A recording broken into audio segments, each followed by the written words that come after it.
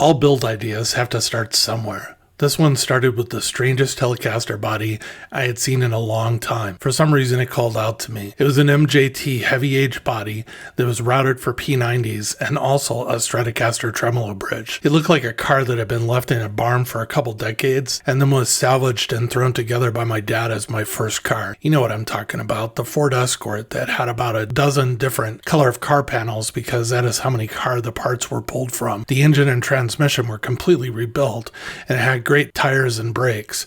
It'll get you from here to there safely is what my dad said as he smiled and handed me the keys. I purchased a relic neck and a set of Seymour Duncan Antiquity P90s. I did not relic any of the metal parts like the bridge, control panel, or neck plate. Going with a car analogy, some of the parts had to be new. I used a wiring diagram that I pulled from the Frail and Pickups website that was basically a modern Telecaster wiring harness with the two P90s installed of two single coil pickups. The difference is it had a CTS 500K pot for both the tone and volume controls and a .022 UF capacitor. All of this was tied into a three-way Oak Grigsby switch and finished off with a pure tone output jack. A few detours on the project were the following. I ended up having to put a 0.5 degree shim in the neck pocket. When everything was assembled at first, the saddles were bottoming out after I adjusted everything in the setup. Once I installed the shim, all was good. Also, the screws from the bridge P90 pickup went into the Trem cavity and would interfere with the Trem pass, so I ended up cutting the ends off so I could still adjust the pickup height but not interfere with the Trem path. To get proper height and offer adjustability for the two pickups, I installed springs on the screws below the pickups so they would have tension against them. Also,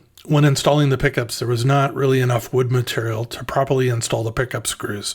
I ended up installing a 1/4 inch wood shim below each pickup and this solved the problem. At the end of the day, I do not think it's the best design to have a Strat Trem cavity and a screw-in set of P90s and a Tele body, but I made it work though. The whole time I was writing this script, I was listening to a Clash playlist on Spotify on my headsets. Seemed appropriate for this guitar. The guitar is something that Joe Strummer would have been probably comfortable playing. In the end, I have a very serviceable guitar that has paint chipping off of it all of the time and makes me laugh. It is easy to play, but it is mean as hell and growls with the Seymour Duncan P90s installed. I know that some folks think that single coils are the rock and roll sound, and others think that humbuckers are. For my taste, if you want snarling rock and roll from the pits of hell, there is nothing meaner sounding than a set of P90s.